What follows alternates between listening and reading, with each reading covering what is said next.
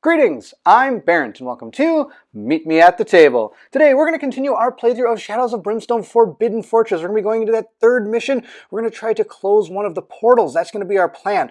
Now before we get started, there is one more thing I want to talk about, and if you're interested in Shadows of Brimstone or want to know anything about Shadows of Brimstone, please go check out Daniel's channel, The Dungeon Dive. He has a 36-episode video series on Shadows of Brimstone. It is by far the best video series, not only on Shadows of Brimstone, but on a dungeon crawler in general. I have never seen such an in-depth review and helpful guide in a dungeon crawler. Please go check it out. I'm going to put a link to that playlist in the description below, but go check out Daniel's channel, The Dungeon Dive. It's amazing. In the second video, I was honored to have Colin from the One Stop Co-op Shop join me for the playthrough, but we're going to continue on without him. There's some other games that we're going to be working on together at the time of this recording, so we're going to continue to do this one, and we're only going to bring back our two characters we originally had, which were Shintaro and Kasumi, the ninja, and also our traveling monk. And since the last recording, I was able to get some more stuff ready for Forbidden Fortress. The beauty of this game is you can add in things to this game at any time. So since we're going to go ahead and start closing this portal, I thought it'd be really cool to bring in some guys that might be coming through the portal. So we're going to go ahead and add in our Tekobake Spearmen. I probably said that totally wrong, but they're right here.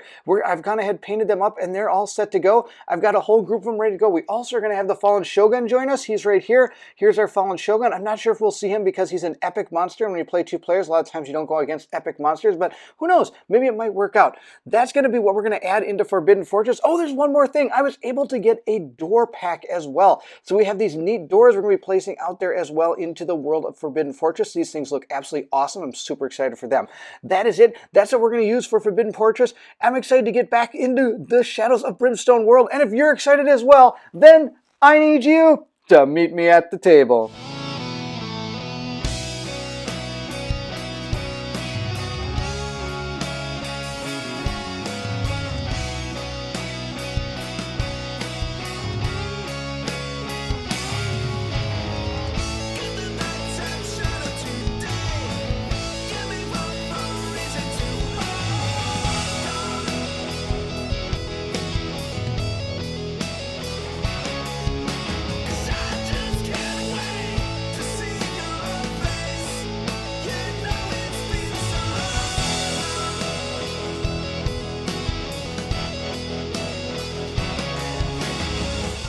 The backstory for our third mission states a stable void gate has opened deep in a nearby fortress, and all manner of horrific monstrosities are pouring out. Finding a way to seal the gate with an ancient occult tome, one of the local monks led a group into the fortress a few days ago to try to put a stop to the rampage. They have not been heard from since, and the waves of creatures are getting stronger and more frequent. Something must be done, or this entire area will be overrun in a matter of days. Guess who's going to try to do this? That's right, our wonderful adventurers. We're going to set this mission up by using the standard set of all heroes start on the fortress entrance map tile as normal. Our mission goal is that the heroes must discover the fate of the previous expedition to retrieve the occult book. They must then find the void gate and use the book to collapse and seal it. Unlike our exploration one, we're going to be looking for a specific object, and we're going to have to try to stop this darkness from coming through. So there are some special rules. Leading darkness. Due to the extra void energies surrounding the area, the darkness moves D3+1 steps on the depth track at the start of the game, after setup but before the first turn. This may lead to an immediate attack on the heroes as they approach the entrance. Let's hope not. I don't really want to fight right off the bat. Creatures summoning at the objective. During the final fight, anytime the hold back the darkness roll is failed, roll a d6. On the roll of 1, 2, or 3, immediately add a low-level threat card to the fight. These enemies are placed normally, not in ambush. Sealing the gate is our objective, and while on the same map tile as the gate, the hero with the occult book may attempt to read from it once per turn during his activation. Make a Spirit 5+ test, and for every 5+ rolled, gain 10 experience points and place a sanity marker on the gate. When there are 5 or more sanity markers in the gate, it is sealed, and the gate end cap is replaced with a normal end cap. Our assassin has managed to keep pretty much everything she had from the beginning. She did pick up really nothing during the actual town phase, except for getting hit for 6 sanity, which is awesome. She's doing really good the way she is, so that's why we really didn't pick anything up for her at the town. And she does have deadly accuracy, being at level 2 assassin from our first and second mission. Our monk Shintaru has, again, pretty much stayed the same. He's got a ton of dark stones. Remember, he has that chest that allows him to hold a bunch of them without taking any damage from them when we actually leave the adventure. He does have 1 grit and a tonic, and he also has an aura for this adventure that once per adventure, I can add a d6 to one of my damage rolls. So that is what he has moving into this adventure. We have our starting tile out on the board, and we're going to go ahead and put Kasumi right here. We're also going to put Shintaru right there. And we're going to go ahead and start our adventure. Let's see if we can get that void gate shut. Now, this void gate is pulsing out a ton of energy. And because of that, we have to actually start with the darkness track at D3 plus 1 spaces down on this darkness track. So let's go ahead and roll that up and see what we get. We got a 4, so that's 2 plus 1 is 3. 1, 2, 3. It's right here is where it starts. Now, it did cross a blood space, so that means we do have to start with a darkness card. And it did say in the rules that because of this, monsters might actually fight us before we even get in here, and that might be because of these darkness cards. So let's go ahead and give these a good old truffle shuffle here. I do want to mention that because of the expansion that we added in that have those new characters, I also did add in the darkness cards associated with that expansion as well. So we might see some new darkness cards in here. There are also some extra cards that are in the artifact deck, the gear deck, the encounter deck, the map deck as well. So all this stuff might be kind of new. It's going to be pretty awesome. Let's go ahead and draw our first darkness card and see what we got. Dark Frenzy. 1 random hero is temporarily gripped by a dark vengeful spirit. Every other hero on the same map tile immediately takes a number of wounds equal to the possessed hero's strength, ignoring defense. That's going to be terrible. Let's see, our strength score for our assassin is 2, and for our monk, it's 3. Let's go ahead and roll to see which one of our heroes hits the other one. Our monk is going to be the white die. The highest roll is going to be the one that does it. We got a 2, so the monk is going to do 3 damage to our assassin. It says here, every other hero on the same map tile immediately takes a number of wounds equal to the possessed hero's strength, ignoring defense. So he's got a 3 strength. So our assassin's already taken 3 damage and 6 sanity, and she hasn't even done anything yet.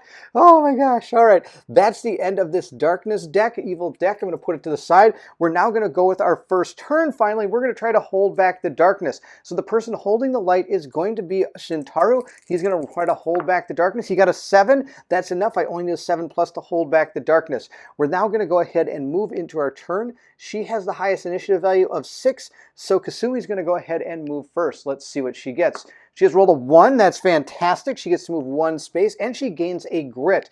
She already has 2 grit right now, so she can go ahead and spend that grit right now to go ahead and roll for more movement. So let's see how much more movement she gets. She gets 6. That's going to be 7. She's going to go whoa, flying right up to here, and at this point, she's going to be able to peer into that room, which is going to give us 5 experience points, and I'm going to be recording all the experience points off camera on a piece of paper. I might say what they are every once in a while, but most likely at the end of this entire adventure, I'll be able to tell you what experience points both of our characters have received. I'm also going to be recording money off camera as well on a piece of paper just to keep track of everything so that as we move forward, we can gain some more experience and more levels. It'll be awesome. All right, we're going to go ahead now and peer into that room and see what we have. So we've got our map deck right here. We're going to go give it a good old truffle shuffle and see what we have found for Kasumi.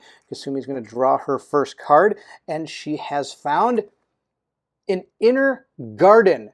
Now, we're not playing on the advanced mode yet. Maybe next game we might. We'll see how it goes.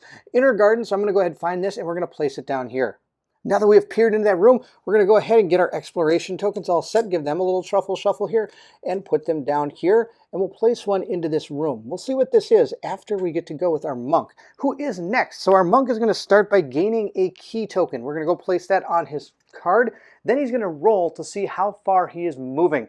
Come on, we need to get a big number here. 1. That's not very far, but he gets a grit. So he's going to go ahead and grab his free grit that he got. He could use that grit right now to use to his movement, and I think he's going to. He's got to try to keep pace with our assassin. Let's go ahead and roll up another movement point and see what we get. We got 2, 1, 2. He's super slow, but he's slowly catching up. That'll be just fine. That's the end of his turn, he doesn't get to do anything else. He could heal, but he's at full health, and he's not adjacent to her. Otherwise, he could heal her with his magic staff. At the end of each turn, you may heal 1 wound from every other adjacent hero, but sadly, I'm not adjacent to anybody. We might need to rectify that situation next time. We're done with our turn. We're going to go ahead and check out our exploration token and see what it is. We have found an encounter, and there's 3 different ways to leave this room. So we're going to go ahead and place our 3 doors just like that, because they're absolutely awesome. Even though you can't see them completely. And we're going to go ahead and spawn this encounter. I do see that we have one of the exclamation points, which is going to affect us based on our scenario. The objectives are going to start with the first clue. The first clue the heroes find is the location of the ill-fitted previous expedition, as well as the location of the occult book they are carrying on them. Ignore any attacks or encounters listed on this exploration token. Instead, the heroes must draw a threat card that is 1 level higher than normal to battle. These are the creatures that killed the first expedition. At the end of the fight, the heroes find the occult book amongst the bodies of the fallen and may choose which hero will carry it. According to our scenario, we are going to go ahead and ignore the actual encounter on that token. And again, we are found the people that came in first, the first exploration group. We found them, and they also have carrying the occult book that we need to shut that gate. So what we're going to do is ignore all that, but we are going to grab a threat from the deck that is higher than we normally would grab from. Normally our heroes would draw against low threats. We're going to go ahead and draw a medium threat. I'll give it a good old truffle shuffle and see what card we have found. We are going to be fighting, oh, check out, we're going to be fighting a P amount of these new spearmen. That'll be awesome. We get to fight some new guys. So let's go ahead and roll up our peril die and see what we get. Hopefully we get a low number. I don't want to be fighting a million of these guys. We got 4, so we're going to fight 4 of these spearmen. I think that'll be a lot of fun. Let's go ahead and grab them. We're going to set our monsters up just like this. 1 here. We got another one right here. I think these guys look really cool. I like the sculpt on these. We're going to put another one right there. We got 2 more to place out here. 4, and there we go. All 4 of our characters are out on the board. We're going to go ahead and take these monsters on. That's the end of our setup. We're going to go into the beginning of our next turn and hopefully start taking out some of these guys. Before we roll to hold back the darkness, I thought I'd show you what these guys are all about. They're medium. They do have a 5 initiative, which means they're going to be going right after Kasumi, but before our traveling monk. The abilities they have are as follows. They have a 5+ armor. They have regeneration, so they're going to heal 2 wounds at the start of each turn. So we really have to take these guys out in 1 shot, or this could be for nothing. They may make melee attacks against a target up to 3 spaces away with their spears, even if other models are in between, and retargets each turn if not adjacent to its previous target. They also have a Darkstone Ruins. They're going to be able to roll hits of 6+ and do double damage each time they do. Their stat block is as follows. They have a 5 move. It costs 3+ to escape. Of course, our assassin can escape for free, which is absolutely awesome. They have 3 combat, 2 damage, 3 defense, 4 health, and they give us 25 experience points. Of course, there is an elite chart, but we are not going to worry about that. I'm not fighting any elite enemies yet. Let's go ahead and start our next turn. Hopefully we can try to take all these guys out. And before we do, there is one thing I forgot. Whenever you move into a room, you do have to go ahead and move this up. Because the more places you go, and the farther into the dungeon you go, or the fortress I should say, you're going to have to roll the darkness level. It becomes harder and harder to do it. And of course, if this darkness meter ever reaches this point here, we've lost the game. So hopefully we can find that portal before that happens. Now, of course, this is our first quest part. And if we can take these guys out, that's the first part. So let's start by seeing if Shintaro can hold back the darkness. Come on, I need a 7+. And we got a 7, so that's enough. Okay, we're going to go ahead and move into our assassin's turn. Kasumi's going to go ahead and roll her movement die and see how far she can get. She can get a total of 3, plus 1 is 4. Plus, I also notice I get another +1, so that's 5. She gets a nimble +1 move and may move through other models, and you automatically pass escape test. And I also get my running assault. I think I totally forgot about this. I'm supposed to be getting +2 movement, not +1 movement. So we're going to go ahead and move a total of 5 spaces. So we can go ahead and try to take one of these guys out. We're going to move right here. And at this point, we're going to go ahead and throw our shuriken with a range of 5. 1, 2, 3, 4. I'm going to go ahead and shoot that guy with it. I get 2 shots. And our ranged attack is a 4+. So we're going to roll those up and see how we do. Hopefully we can get one of these guys. Double ones. We did not get any of them. Now at this point I could spend grit if I wanted to help out that attack, but I'm not going to. We're going to go ahead and exhaust this shuriken and move it into the rest of our movement. We still have 4 left. So we've gone 1, I can go 2, 3, 4, right over there. That's where we're going to go. And the reason I'm going to go there is because I'm going to be able to use my deadly against this one. It says you combat hits ignore armor any enemy has and are also +1 damage while your target is the only enemy adjacent to him. So he's not going to get his armor and I get +1 damage. We're going to roll up our 2 hits and see how we do. I need a 3+ to see if we hit this guy. We got 2 5s. You know what that means? It's 2 critical hits. Oh man, that's so good. We're going to roll up our damage. Now this ignores the defense that this character has, which is 3. So I did a total of 10. This guy got absolutely slaughtered by her. So we're going to go ahead and take him off the board. He doesn't get his armor saves or anything. And we're going to go ahead and gain the experience for that one. That's going to be the end of her turn. There's nothing else she can do. Oh, I guess I could. I think I can use this right now. I'm going to go ahead and use my Saki. That's going to go ahead and heal D6 sanity wounds. I think that's my best bet. We're going to go ahead and use that. I got 5. We're going to go ahead and remove this 5 token from there. That's awesome. I hate having sanity hits because it's really hard to heal those if you don't have something like Saki. Her turn is over. She had an initiative of 6. Our spearmen have an initiative of 5, so they are going to be going next. And they get to go ahead and move a total of 5 spaces. But we have to see who they're going to be able to target. Remember, they can also use their spear that allows them to make a melee attack up to 3 away. The first one's going to go ahead and target either our assassin or Shintaro. The red one is always going to be the assassin when it comes to targeting dice, just in case I forget to mention it. The first one is going to go after Shintaro. So he's going to go ahead and move 1, 2, 3, 4, 5 up to here, and that he is still able to hit him. The next one then is going to target her, and he's going to try to get as far away from her as possible and still allow other ones to come in if possible. So you know, 1, 2, I think to right here. If you notice, this line extends into this, so he can't cross that area here. So I think he's just going to stop right there. This one's going to go 1, 2, 3, 4, 5 up to here and attack our monk as well. Starting with this one here, he's going to attack Shintaro. He rolls 3 dice. He's looking for a 4+, and I'm looking for no 6s. He got 1 hit. That's totally fine. I get to go ahead and try to block that with a 4+. Let's see how we do. I got a 4+. That totally blocks it. Fantastic. Now we're going to move into our second one. This spearman now is going to attack him.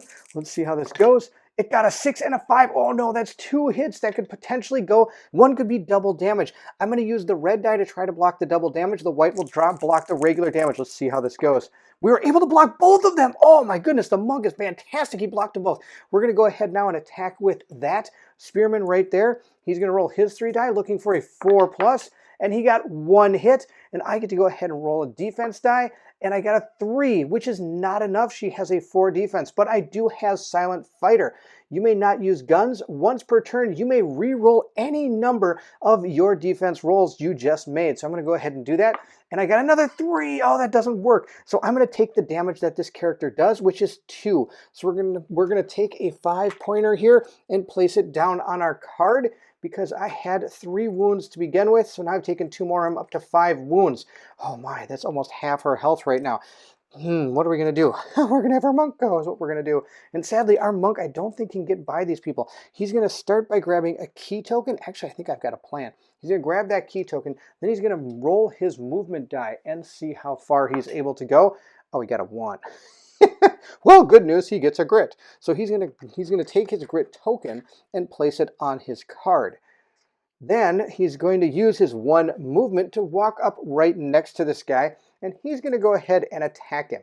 He gets to roll 2 dice, and he's looking for a 4+ to see if he hits with his monk staff. Let's see how this goes. He got a 3 and a 2. He failed miserably. Oh, geez. I could use my grit to re-roll these, and it's I almost think I should. We're going to use that grit. We're going to use the grit to re-roll those 2 dice. We are allowed to use our grit token, which states at any time a hero rolls 1 or more on their move roll, they receive a grit. A grit token may be used for any one of the following. Activate an ability requires grit, may add extra d6 to your move. Note that if the 1 is rolled again, you don't receive another grit. And reroll any number of dice that your hero just rolled. May not reroll the hold back the darkness roll or any rolls on a chart. So we're going to re-roll those 2 white dice and look for something better than what I got. And we got a 6. That's a critical hit. That's pretty good. I forgot to say which one I was targeting. We'll just go ahead and target that one right there. He's going to hit with a critical hit, means his defense does not apply. And he got hit for 7 damage. Just because his defense doesn't apply on a critical hit, it doesn't mean his armor doesn't. So we're going to need to roll his armor roll. So he gets 7 dice. 2, 4, 6, 7. And he's looking for a 5+ on his armor roll. And if he gets a lot of 5+, I'm going to be really sad. He got 3. So he's going to take 4 damage, which is enough to take him off the board. And that's another enemy down. Oh, that's so good. That's the end. Oh, no, that's the end of his turn. He's then going to go ahead and use all his end of turn effects. And he really doesn't have any. The only thing he would have been able to do was allow him to heal people that he's adjacent to, but I'm not adjacent to anybody. If he would have got a good enough move roll, I might have used my acrobatic flip to spend a key token, and if you do, you may move through other models during your movement this turn.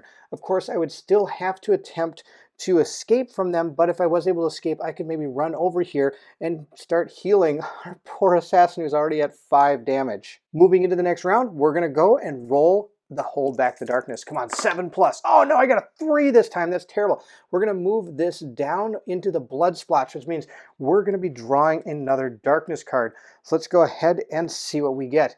We've got Cold Vengeance. Darkness boost undead.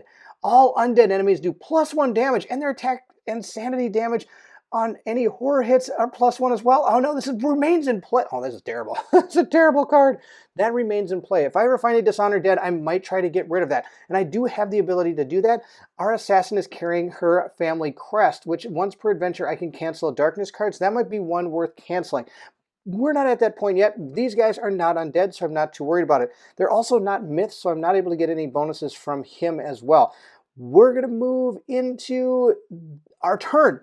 We're going to have Kasumi roll her movement die. Come on, big movement. She got a 1. Oh, she gets a grit token. That's awesome. Kasumi already has 2 grit tokens, so she's going to use this automatically to go ahead and add more to her roll. So she gets a 2 + 1 is 3 + 2 is 5. So she gets to move 5 spaces.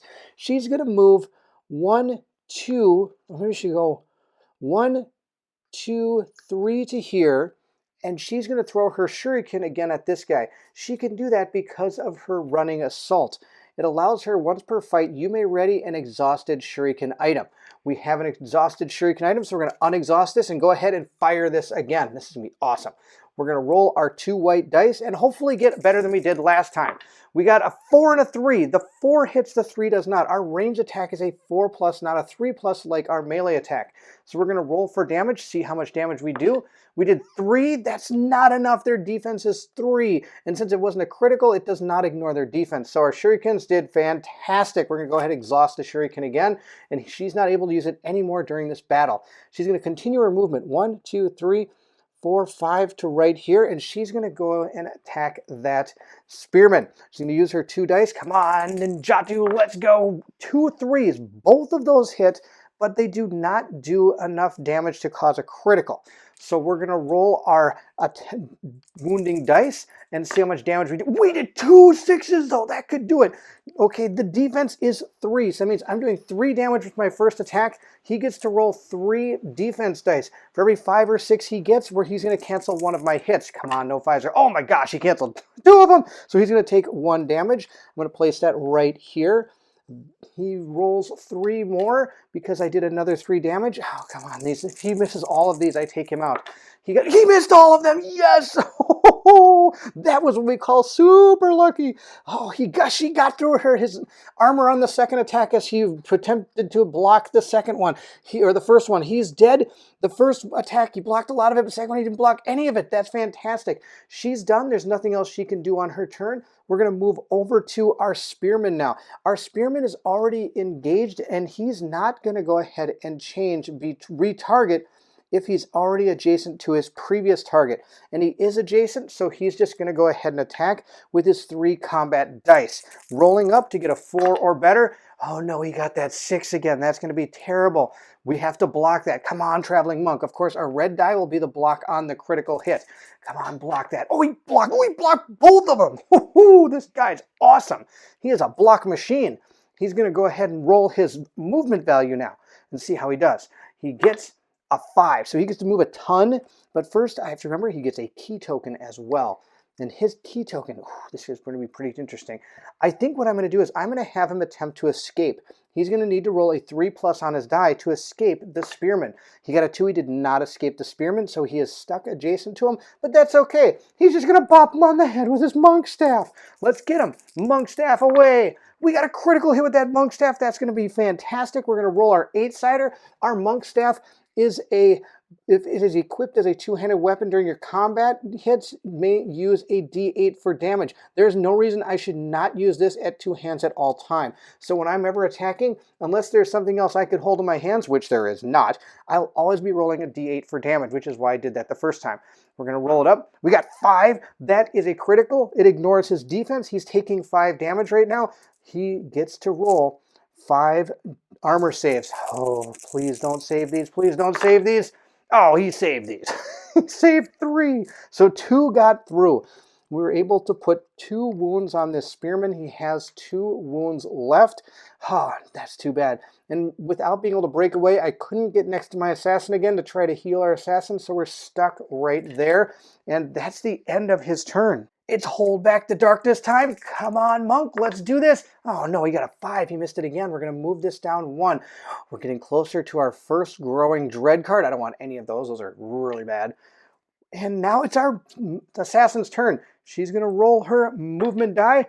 She got a 4 + 2 is 6, which is enough to get her to right here. I think this is where I want to put her. And at that point, she's just going to go ahead and bring this ninjatsu around and try to kill this character because I'm sick of this guy sticking around. Rolling our 2 dice. We're going to hopefully do enough.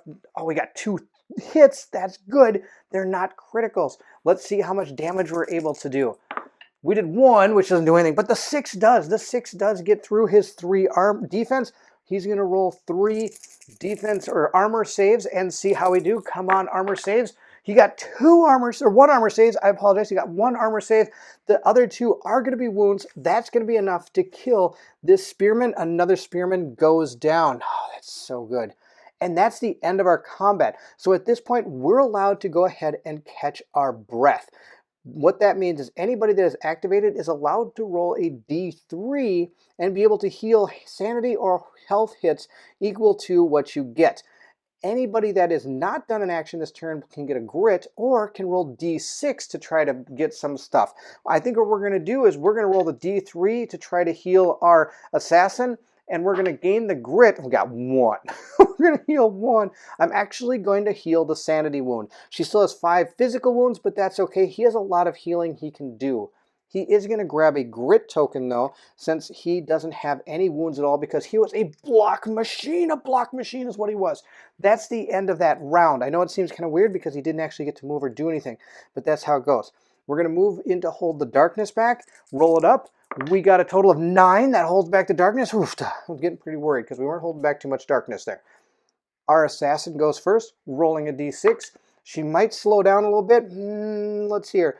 He's going to try to get 1, 2, 3, 4, 5, 6. If he got a 6, he could get to there. That's the best he could do. Or if he goes this way, 1, it would be the same, I think. 1, 2, 3, 4, 5. It would be 5. So she's going to run down this way. And she's going to go ahead and peer into the next room. The reason I'm going this way is the monk has an easier time to get that direction, I believe. 1, 2, so this is extending into this space, meaning I can't go diagonal. So 1, 2, but it's not extending into this space because I can see the line there. So 1, 2, 3, 4, 5, nope, 5, 6. Oh, it'd be the same. 1, 2, 3, 4, 5, 6. Yep, I forgot. This extends into the space as well.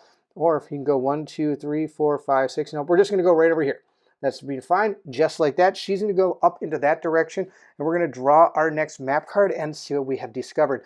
We have found a castle wall. All right, we're going to set this up, and we'll be ready to go. Having set up our next map, we're going to place an exploration tile into that room, or sorry, exploration token, and move into our monk's turn. Our monk is going to start by grabbing a key token. He is up to 4 key tokens, so he's getting pretty close to his max.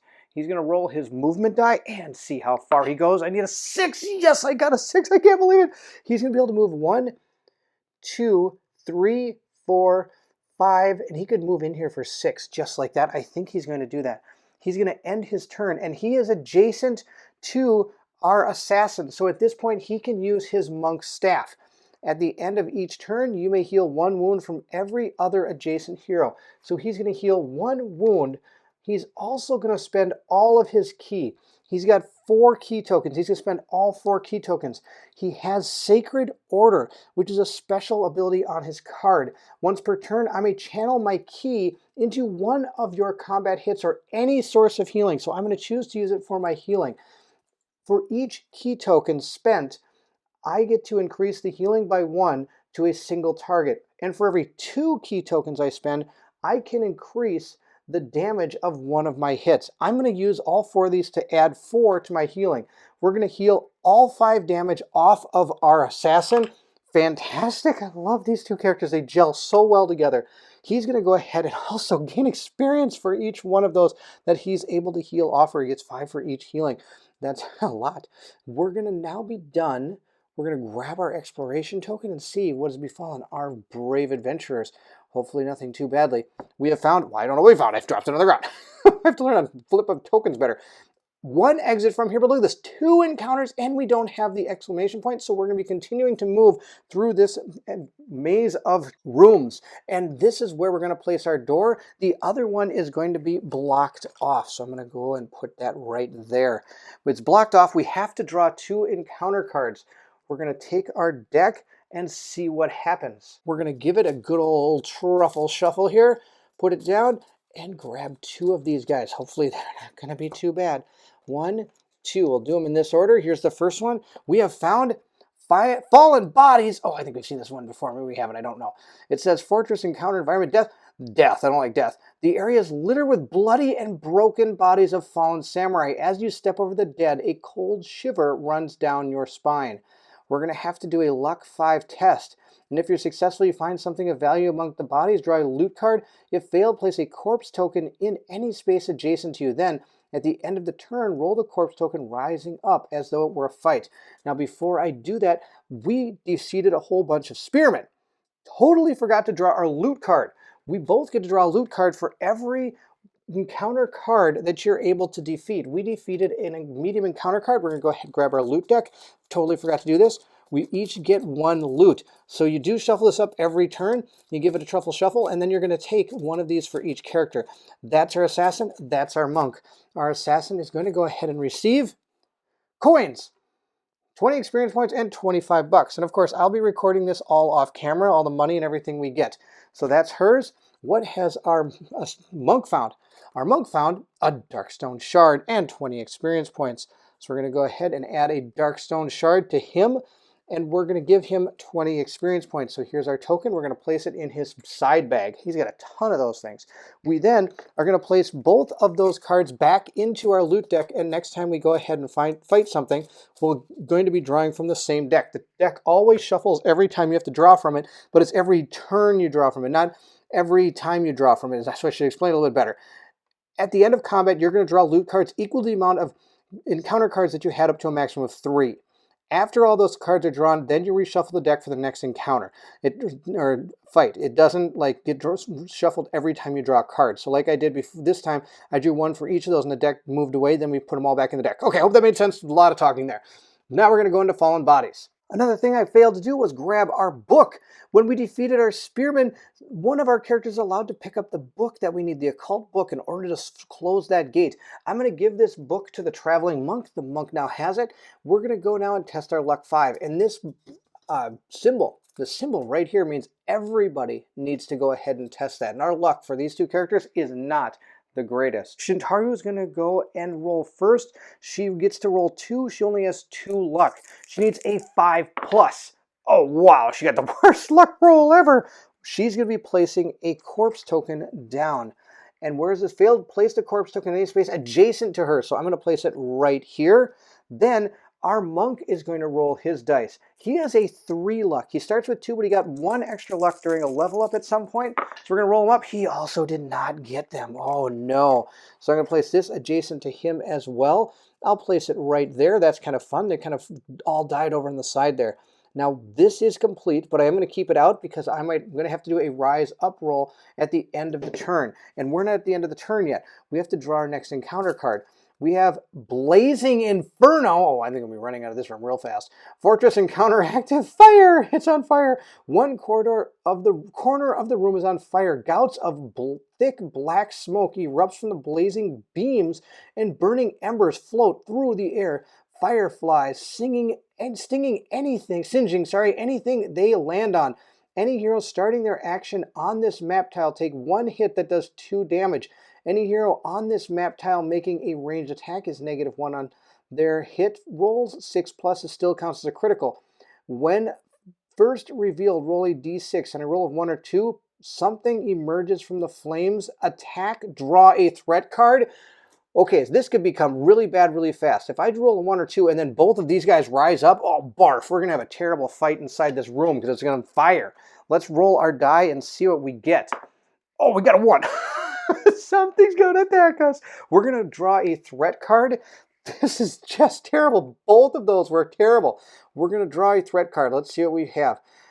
All right, we have found 1 giant Oni. Ooh, blah. We're going to put him out on the board. This Oni has come crashing out of the fire in the corner. I'm just going to place him right there.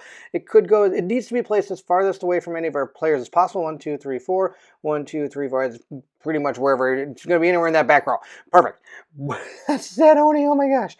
We have to now do a rising up. And if these guys didn't rise up, they wouldn't have been that bad. But now with this guy here, this is technically a combat going on. So every turn, I'm going to have to roll rise up for these until they are everything on this map is dead. Okay, let's roll this up. I'm going to roll a red die for this one, a white die for that one. Let's see how this goes. I want to see 2 1s. I should have rolled 2 1s. Come on, give me 2 1s.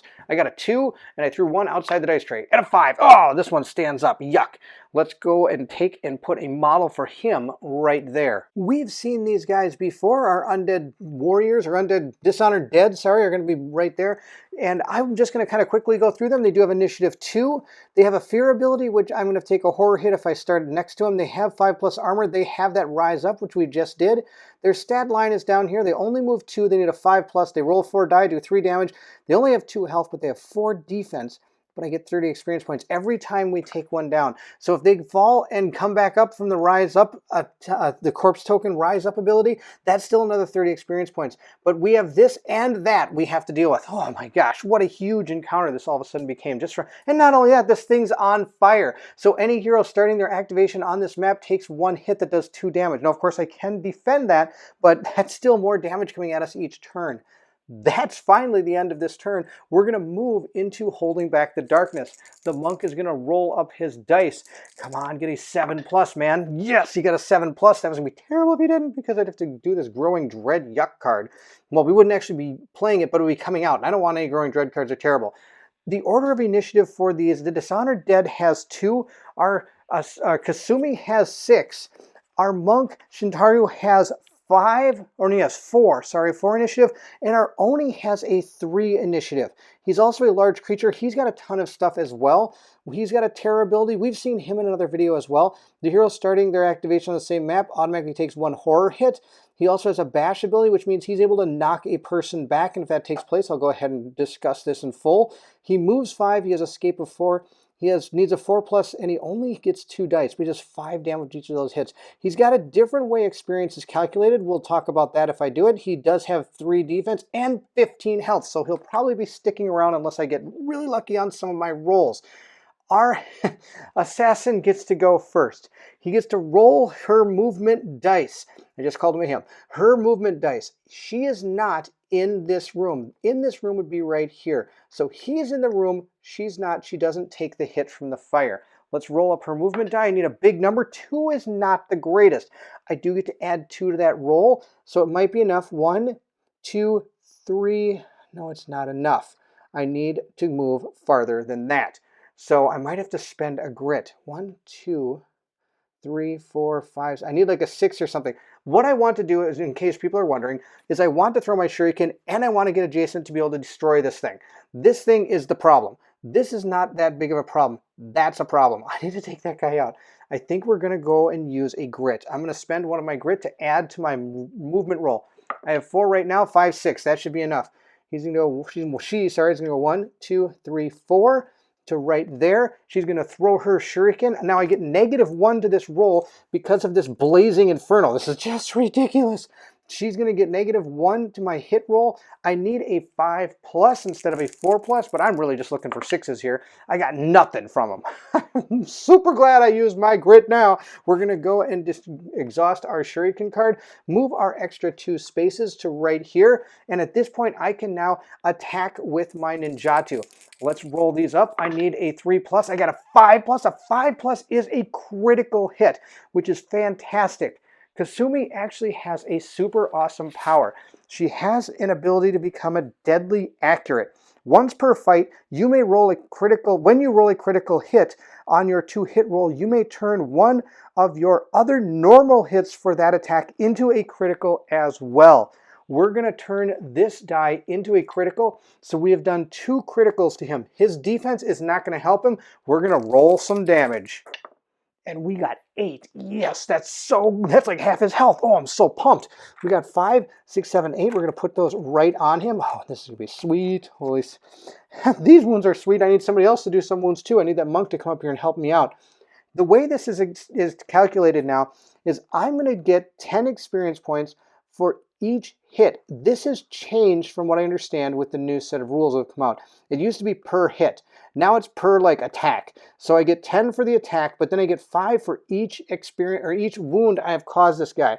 So I've caused him 8, 5, 6, 7, 8. So I get 5 times 8 is 40 plus the 10 is 50 experience points that she is going to be receiving for that, which is great. It's kind of fun because bigger monsters and everybody kind of gets something for it. That's it for him. Or her, I mean. We're going to move into Shintaru's turn, rolling his movement die. Come on, this needs to be a big roll. But before I roll it, suspense. I'm going to grab a key token. Let's roll up. Big roll. I got a 5. That's a big roll, big roll, big roll. I love it. All right, the only problem is I'm adjacent to this dishonored dead. So I'm going to have to go ahead and take my fear test. But good news, because he has leveled up, he was able to take mythic lore and gain the ability Do Not Fear. Myth and demon enemies do 1 less damage to you on all of their hits, minimum of 1. And I am now immune to the enemy ability Fear. That doesn't mean I'm immune to terror, but I'm immune to fear, which means I'm not going to take the horror hit from that dishonored dead. Now it said fear, not terror. So I'm going to have to take the hit from the Oni, whereas starting their activation on the same map tile automatically takes 1 horror hit. So he's going to take 1 horror hit. I'm going to place his movement die up in the corner of that tray. We're going to roll his horror hit. He's going to have to defend it with his sanity, which has a 3 willpower. He was able to defend it. That's fantastic. We can't forget our blazing inferno. He also has to roll this as well. If he gets he takes 1 hit that does 2 damage, so he has to roll a 4+. He does not. He is going to take 2 damage from the fire in this room. Apparently he stepped on a flaming corpse or something that's in here, which is too bad for him. He does get his 5 movement at this point, and he's going to try to escape from our dishonored dead, which have an escape value of 5+. This is going to be pretty tough. Come on, escape. Oh, he didn't escape. Darn it. That Oni's going to totally beat her down. This is going to be bad news. She's going to get wrecked. Oh, he's going to go ahead and take on this samurai then, since he's not able to move out, escape from him. He's going to roll his 2 dice and try to take him down. Let's see what he gets. He got a 3 and a 4. He didn't even hit. Oh, no, that's terrible. He does have a grit. He could re-roll, but I'm not going to. We're just going to go ahead and move into the other phases here. So the Oni now gets to go ahead and activate with an initiative 3. He is already adjacent to a character, so I believe he's just going to go ahead and stay attacking that one. This one is already adjacent here, so he's going to go ahead and attack that one. If I'm wrong about that, please let me know in the comments below. I'm not sure if I have to roll for targeting when they're already adjacent to characters. I believe they're going to stay right where they are. The Oni is going to go ahead and attack. He's going to roll 2 dice. He needs a 4 plus in order to hit our assassin. Let's roll these up. He missed. I'm super, super stoked because that would have done a ton of damage to her. Meanwhile, we've got our Dishonored Dead down here. Our Dishonored Dead get to roll 4 combat dice, but they need a 5 plus in order to hit. Let's see how well they do. Well, they got 1, which is okay. And that 6 is not double damage when it comes to our Dishonored Dead. They're going to roll their damage up, or don't roll damage, I apologize. They do 3 damage. He has to roll his defense to see if he's able to block it. He is not able to block it. He's going to use his acrobatic flip. Once per turn, I may re-roll 1 failed defense roll. So we're going to use this to re-roll his defense roll. Come on, let's roll it up. Oh, I got a 2. I still failed. So I'm actually going to take 3 damage from that. Oh man, our monk is really getting hurt from this.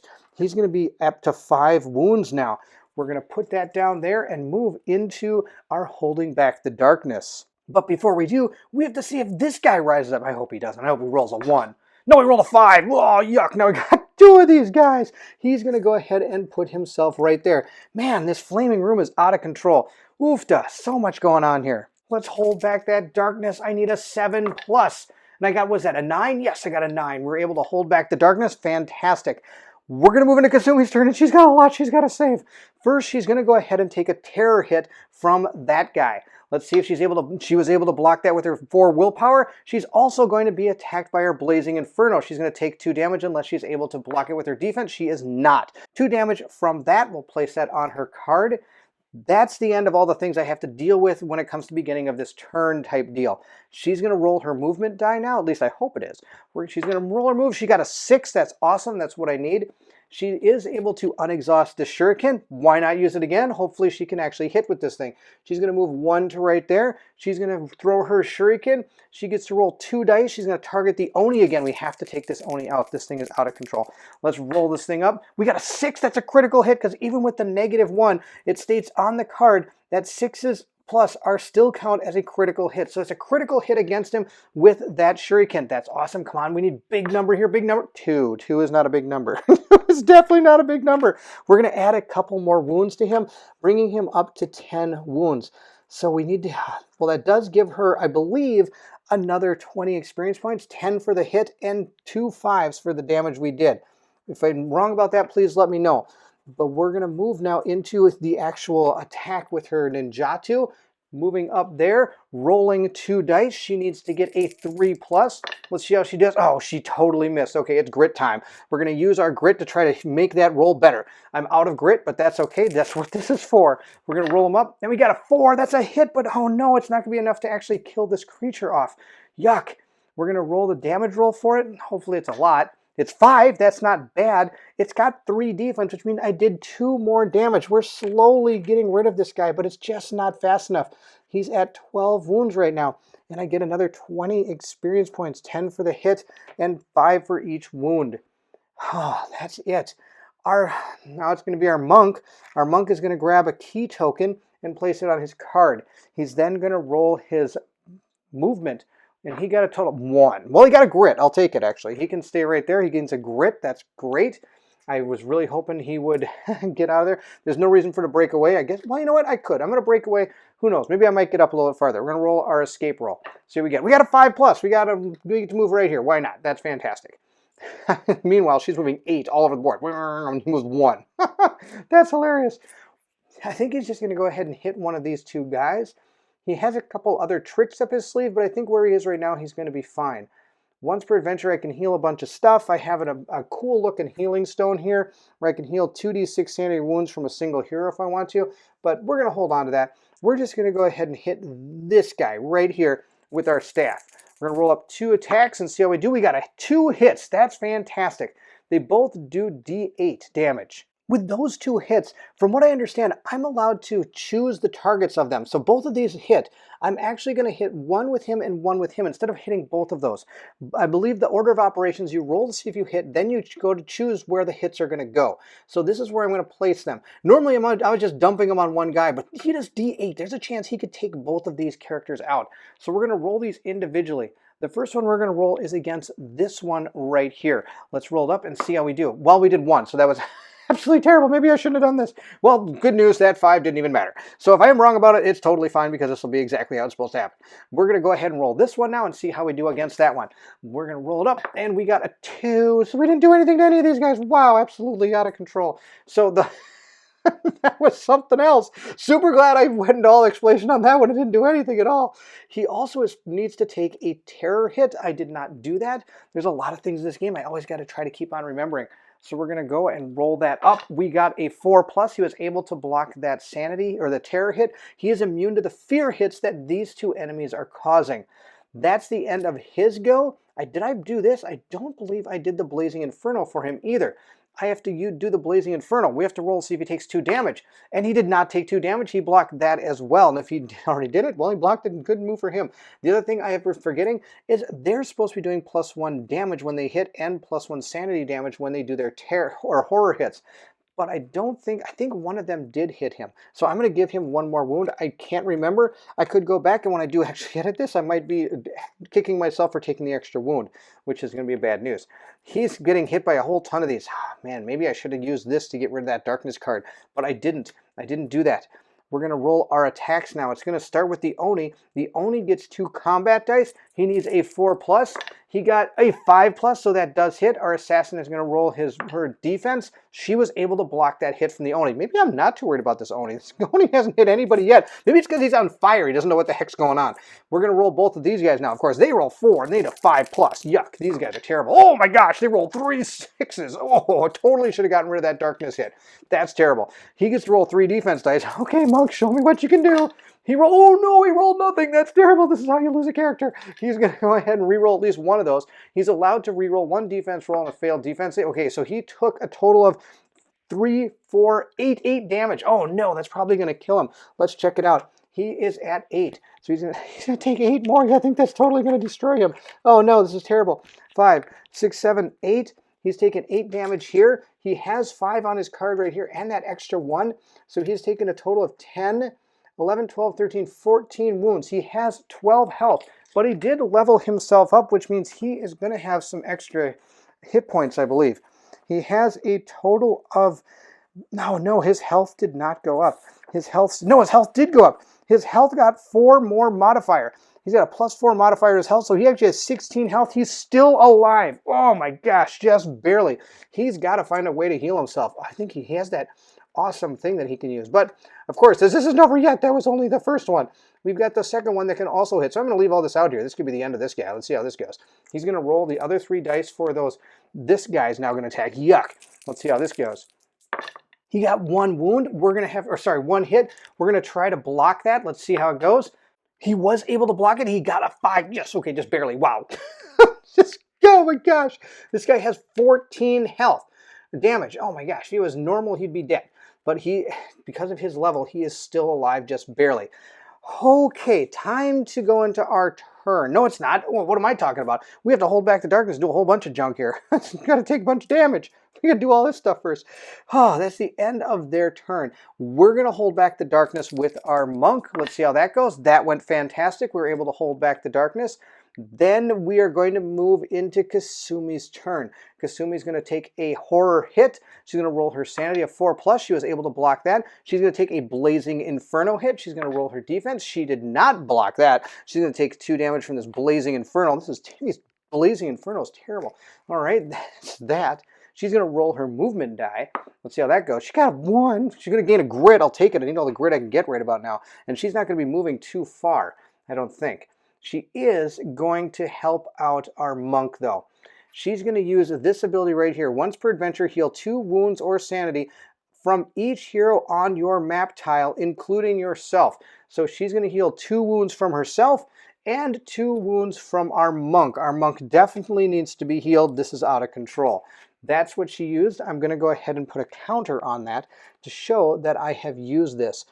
The counters I'm going to use, I'm just going to use these elite counters to put there to show that I've done this, though you can use those for other things. They don't really have a count. Well, I guess I could use these, but it's whatever you want to do to actually start. Actually, I'm going to use this. That's fantastic. Oh, wow, it flipped down perfectly. There, now I've used it. That's fantastic. I'm going to do it that way. That means that I've used that. Now, I still get the +1 spirit that ability or that Lotus Clan is offering, but I don't get to use the power anymore because it's once per adventure.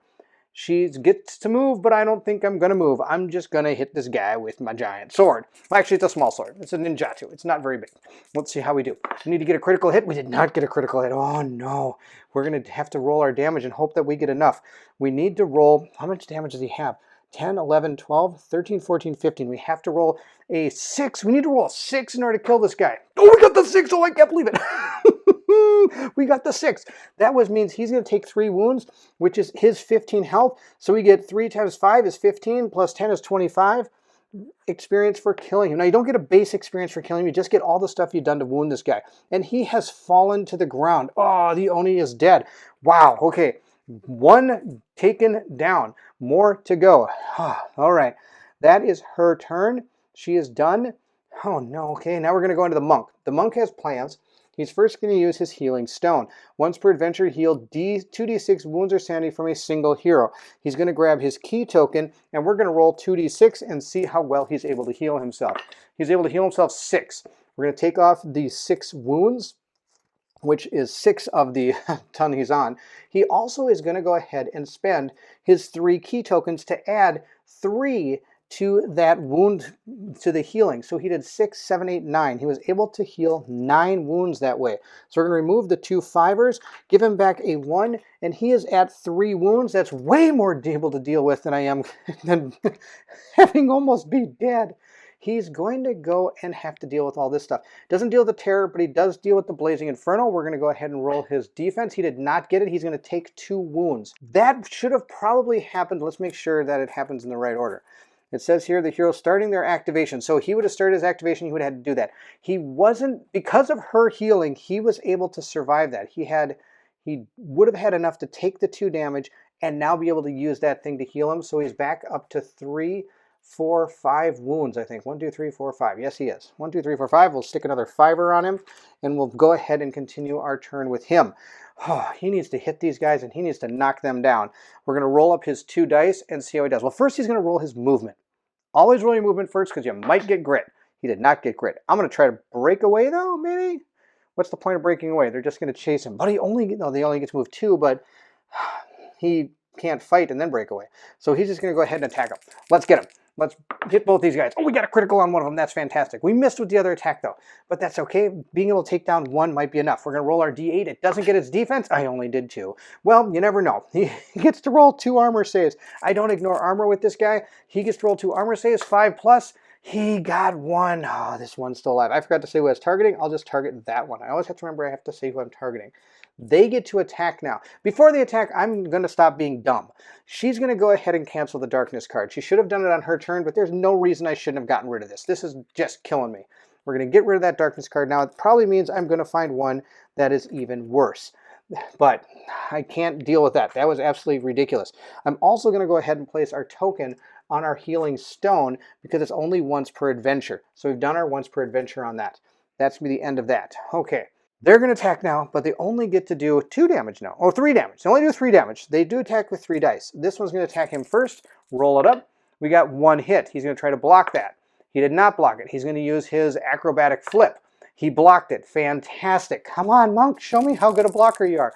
The next guy is going to attack. He totally missed. Oh, it's about time these things miss. Out of control. They're both missed. We're going to move into the beginning of the next turn. We're going to roll our darkness. Hold it back, hold it back, hold it back. Oh, we didn't hold it back. It moves down 1. Oh, another thing I have to do is I have to move this up to a 14 because we're in our second room. And we have to draw a Growing Dread card. This Growing Dread card is going to remain over here.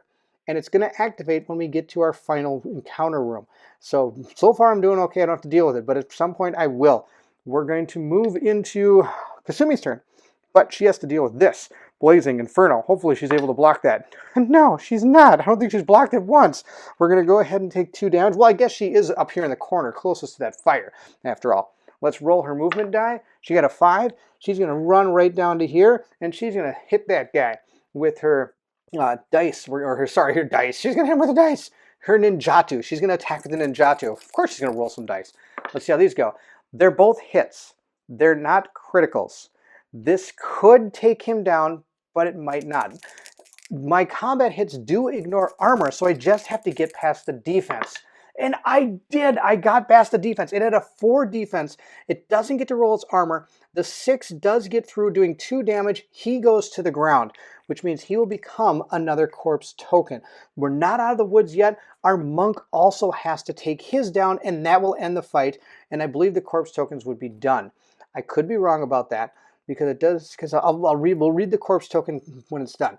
We have to roll up our movement for the monk and see how that goes. Well, first he's got to activate this. Let's block that. All right, he did. Oh, good, good. Let's roll up his movement.